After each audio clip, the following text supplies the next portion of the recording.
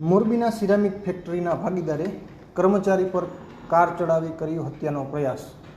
બનાવની મળતી માહિતી મુજબ મોરબીના મહેન્દ્રનગર ગામમાં રહેતા અને લેમસ્ટોન સિરામિક નામની ફેક્ટરીમાં એકાઉન્ટ વિભાગમાં કામ કરતો યુવક જયદીપ મનસુખભાઈ શેરસિયા ગત તારીખ 5ના રોજ તેની ફેક્ટરીમાં હાજર હતો. તે દરમિયાન ફેક્ટરીના પાર્ટનર કાર્તિક મેઘપરાનો ફોન આવ્યો હતો અને તેઓએ લોકલ ગાડીનું જીએસટી બિલ બનાવવાનું કહ્યું હતું. જોકે જયદીપે જીએસટી કન્સલ્ટન્ટ દ્વારા આવું બિલ ન બને તેવું કહેતા આરોપી કાર્તિક ઉશ્કેરાઈ ગયો હતો અને ફેક્ટરીએ પહોંચી જયદીપને ગાળો આપી ઠોરમાર માર્યો હતો. બાદમાં યુવક જ્યારે ઘરે તેની બાઇક પર જતો હતો ત્યારે તેની GJ36F 2881 નંબરની ઇનોવા કાર પાછળથી ઠોકર મારી યુવકને પછાડી દીધો હતો અને તેના પર 2 થી 3 વાર કાર ચડાવી હત્યાનો પ્રયાસ કર્યો હતો.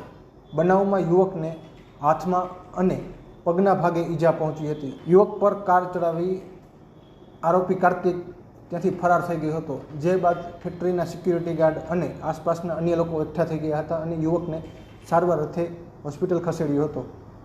બનાવ અંગે યુવકે તાલુકા પોલીસ મથકમાં કાર્તિક મેઘપરા સામે ફરિયાદ નોંધાવી હતી, જેના આધારે તાલુકા પોલીસે BNSની કલમ 109, 115, 351 અને 352 મુજબ ગુનો નોંધી કાયદેસરની કાર્યવાહી હાથ ધરી છે.